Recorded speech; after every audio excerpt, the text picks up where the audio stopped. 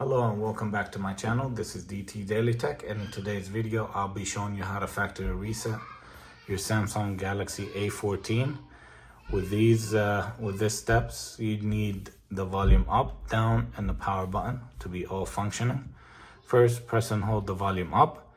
Press and hold the power button until the power turns on.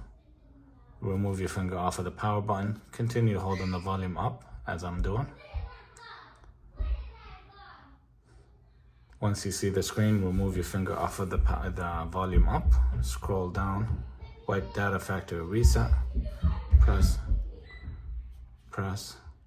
Now once these steps are done, your phone should be on the factory settings. If you found this video helpful, please like and subscribe. Thank you.